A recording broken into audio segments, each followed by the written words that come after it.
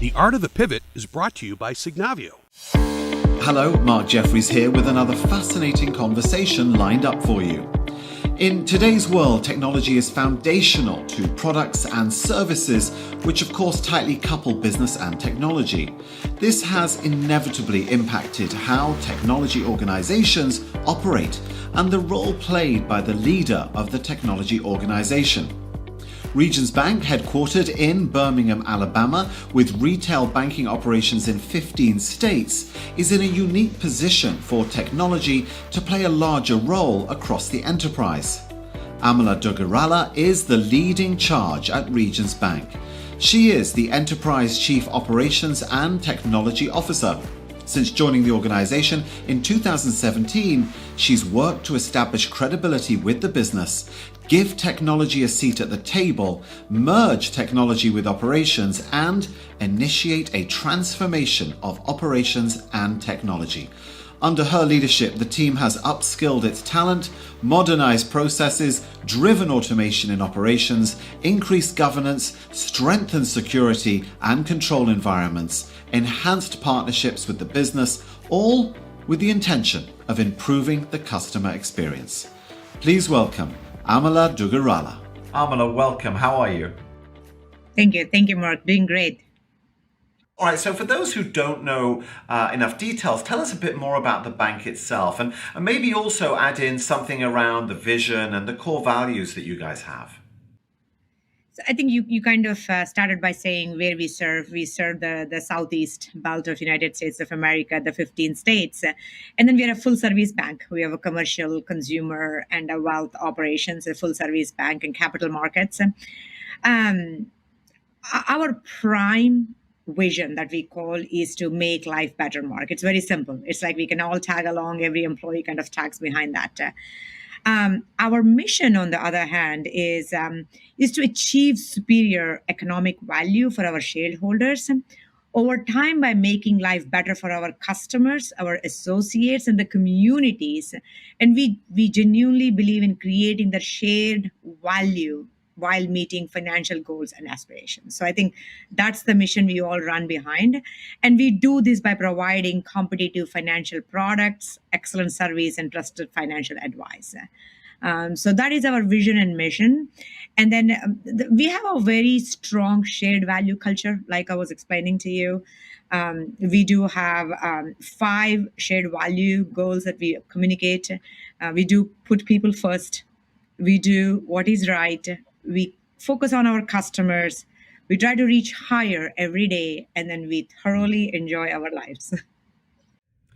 I mean, I have to say, it's ambitious because you've almost got everything in the mix there. When you first joined, did you realize the scale of the job ahead of you? I would say yes. They did tell me that there was quite a bit of a conversations around the current state, the aspiration, and the journey that the bank was already on. But I have to tell you, it's much more exciting and much more complex than what I anticipated coming into the picture. So you came in, there's a lot of work to do. There'd already been some transformation at the bank, but how did you decide on the new directions and the paths to follow? What was your process? So you're spot on. The bank was extensively on the digitalization journey. I think about 2 years before I joined, quite a bit of technical modernizations kind of got kickstarted. I think the theme that I latched onto ever since I joined the bank is heavily on the customer experience, and then the changing demographics, and then the expectations of the customers changing because of the digitalization, right? How are they wanting to communicate with us and things like that? So quite a bit I latched on to those themes. And then rest of the evolution, the map and the pace and setting the goals, we heavily latched onto that. So as you see the things that we changed, our epicenter of every decision we made, every roadmap we created was around customer expectations and customer experiences and listening to the customer and putting customer in the middle of all of it. And then it was very, very easy for me to set the tone as as it everything is dependent upon raised bar by the customer expectation. So it was a well clearly aligned path. So let's talk about the customer experience. Now, I'll be honest, I don't bank with Regions. I'm in a different area of the US, but my expectations are relatively low. It can often be quite frustrating. They don't quite do a lot of what the other, say, consumer organizations do digitally and online. So can you talk to us a little bit more about the Regions' perspective on customer experience and the role that technology ended up playing in the way that you transformed that experience? So absolutely, absolutely. When it comes to the customer experience, a lot of us talk about digitalization or like a retailer, like an Amazon kind of experience. I think the basics are very intuitive approach. But Regions is a very much a relationship oriented bank. We genuinely believe that it's a relationship oriented bank. And we believe in providing a customer a choice in how they want to bank. It's as simple as that. If customer wants to come to our branches, we let them do that. If they want to use our video teller machines, we let them do that. If they want to use our online, we let them use those. And then if they want to use our mobile, we let them do that. They can chat with us. They can do all these different channels with us. But the main place where we try to differentiate is that it is their choice, it is their personalization, and then more and more through omni-channel we make it seamless. If they start a conversation in a branch, they can finish it on an online, or vice versa.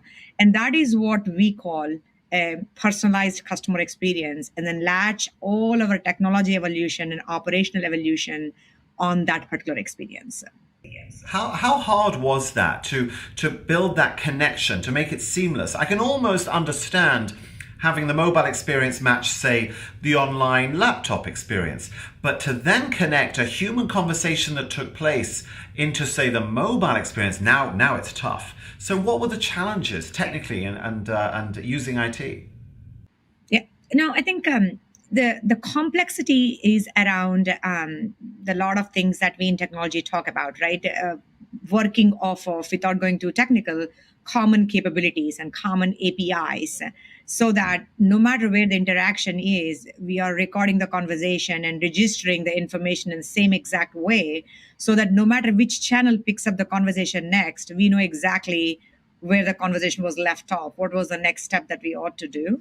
So it's the challenges were there, but the initiatives that we had, like data-oriented behaviors, we centralized the big data and then made sure that everything related to the customer in a single location, see the customer in a 365 degrees view, and not see every transaction as a separate, right?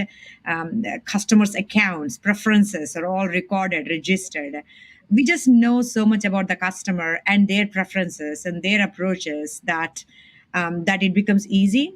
But I wouldn't say it is an easy journey either. It took quite a bit of investments, quite a bit of transformation, quite a bit of technical evolution to get there and then to achieve what we have achieved. And of course, whenever you create change in an organization, you have to take your people with you. You have to embrace the culture of the organization. Any comments on that part of the journey, people, culture? Absolutely. I don't think a transformation actually starts or goes or ends without really keeping the culture in the middle of all of this. And also, one good thing that I was served on a platter coming into this organization is Regions is already very much an associated oriented culture. We are very people oriented culture. We believe in bringing the best out of the people, investing into people, and making sure that we do it together as a team. So I was served on a platter a very strong associate or a people oriented culture. The couple of things that I had to kind of do during this transformation is it is not about change coming from the top. It's not at me sitting in my chair. I started as a CIO of the bank, and then I right now head all of operations also. So it's not like me sitting in my chair and telling, okay, let's do this. It is almost like creating an environment where we are showing incremental progressive results, and through those results creating a hope for the organization that, oh my god, we actually can do many more things like this. And then building on those successes, enabling the change from within the organization. The agile practices, creating and empowering the teams to do the right thing for the customer, making them understand the customer experiences, taking them closer to the customer. Those were the things. But I have to say, it is because of the people we are able to do what we are able to do at Regions, because that's the commitment, and then that showing the results, and then enabling them to decide what is the next best thing to do for the customer helped quite a bit of that. And then I also always joke about this, Mark, so I have to share this with you. I'm yet to see a person in my life to whom, when I say, do you want to change? Then, all this cliche about, hey, change is difficult, change is hard. But I'm yet to meet a person to whom I can give $1 million check and that person is going to tell me, oh, that's too much change for me. I will not take that $1 million. Right? If change that is coming is positive, everybody will embrace the change. And then it is the leadership's role to show that the change coming is positive and show results that the positive things are happening with the change. And that's what we had to kind of keep in mind when doing the transformation at Regions. I'm a real believer in the power of social proof. We hear what our friends do, we want to do it. We hear what colleagues of ours have purchased, we want to purchase it. Every time you have a success, I'm guessing you demonstrated the social proof of that moment within the bank. Correct, absolutely. And that is exactly what has made it very, very easy for me to ride the wave and then make the transformation stick and the pace to go up. And raising the bar has become so easy because I was not doing it. They were doing it themselves without knowing that. Right. I love that. Now, of course, every transformation isn't a smooth journey the entire way. Are you able to reveal any obstacles you had, any difficult moments? Sure, absolutely. And I think some of it is more of the complexity, right? We are not talking about single system here. We are talking about 500 plus systems, and then our ability to make change as fast as the business wants us to make change. Absolutely kind of focus on prioritization. Can we do small set of few rather than all at the same time?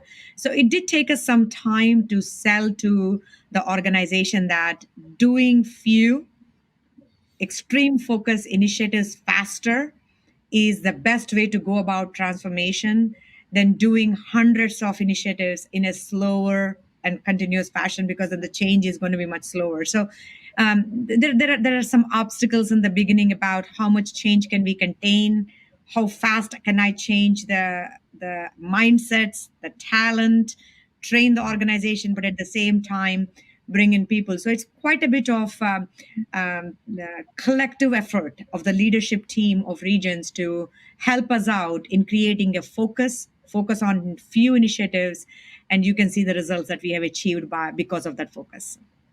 Oh, for sure. There'll be people watching right now that will envy the success you've had with this transformation. Are there any processes that you had to invent or put in place or change during the transformation? That element of process is, of course, so important. Many of them, Mark, I think it's one of those things. You are spot on. We as an organization have to enable lot of things in the way of processes to make it easy for the employees to do things fast, quick, and easy. So it's in the center of all of this. I kept reminding the organization that when we sit in our chairs as leaders, I kind of draw this picture to my organization. Think of the clock, right? The pendulum. The bell, the pendulum of the clock. I'm sorry. Yeah. The pendulum of the clock. And then the leadership is sitting on the top of the pendulum, and then the employees are sitting at the bottom of the pendulum. So we make a small change, and then this much change is felt to the employee, right? So it is very, very critical to select those few critical processes and then make a change so that the employee is not feeling like they're swinging all the time, but they are just seeing the change and it is improving. So I actually evolved the transformation to 3 key processes. One is the enterprise architecture, creating a very defined clarity in these are the architectural principles through which we will modernize the systems, the methods, the cloud journey, the DevOps journey, the agile journey, you name it, right?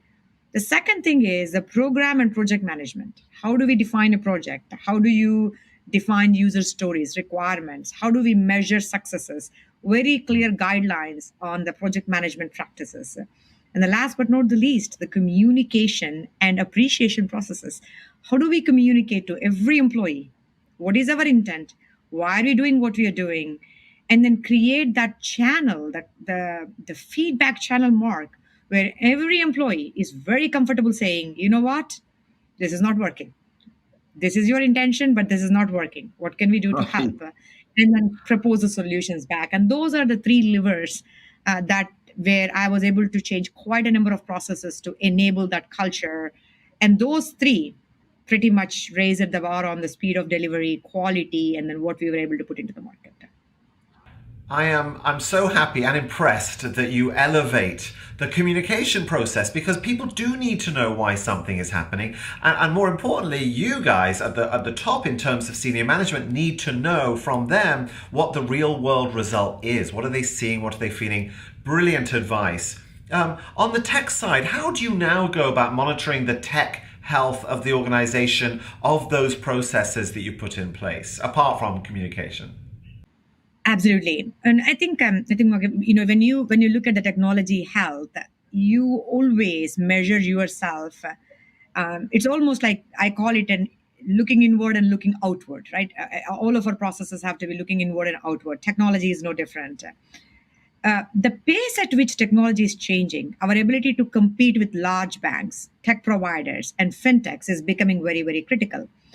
So, to keep in par with that, modernizing infrastructure is one way I measure the organization's ability to pace itself.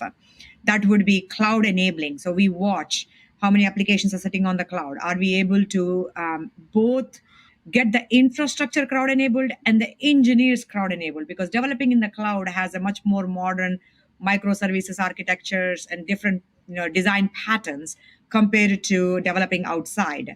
So that is one angle we look at. How modern are we? Are we in pace with the pace at which the technology is changing? The second posture that we look in technology is the security posture. Is bank, because no matter how many fintechs are coming, there is a reason banks are still strong in America. That is the security and then the protection we provide. So the advantage of security, the third party assessments, are we truly as strong as we need to be? And then the last but not the least that I always watch is I always tell this to the people, you cannot paint the house when the basement is leaking. You will fix the basement first. So it is almost like the stability of the systems. Never take the service down for a customer, right? Never have a downtime in the bank. Quality of your service. The stability and quality are the second measures, the last measures that we watch ourselves, and then make sure that we are creating that consistent and reliable experience while innovating constantly at the speed of the fintechs and other large banks. I have to say, there's just so much content here, but our time is almost up. So my last question, from your perspective, is there anything else you would share with our viewers and listeners right now about the art of leading a transformation? Is there anything else that you would either return to and repeat, or perhaps that you've not quite got to yet? Final words. So, Mark, I'm one of the practitioners of the transformation. I will not say that I am the expert in it, but in my experiences, I will say the person leading the charge of the transformation always must be as prepared to change, just like the expectation that we set on the organization to change, because change is same, and then the leader should be comfortable changing with the needs of the organization as the organization is changing and learning. The constant feedback loops, having a humbleness to listen and understand and say, oh my god, I intended something else, and then I effect is different. Having the courage to face the reality. Oh my god, results are not coming. What should I do different? What should I do? What should I do? And, what should I learn from it? And have be vulnerable to say, "Oops, I screwed up. What can I do different now?" Right. And then also bring a very high performance, diverse organization in, and listen to them, Mark. Don't just tell them what to do. Listen to them. Allow them to set the pace. I'll tell you, Mark. One thing I have in Regions is an outstanding direct report team that works with me in this transformation, and an outstanding executive leadership team that understands the need for the transformation. And it is not. It is a responsibility of the person sitting in this chair to make everybody understand the value of the transformation and then the returns from the transformation. And that's the criticality of that language you use to convert that strategy into action and generate business results, is what I would say, Mark. I have to say, this has been absolutely fascinating. We could have done an hour, but for now, Amala Duggirala, thank you for your time, and most importantly, thank you for your insight. Absolutely. Thanks a lot. Thanks a lot, Mark. I appreciate your time. Thanks a lot. Thanks for the opportunity. The Art of the Pivot is brought to you by Signavio.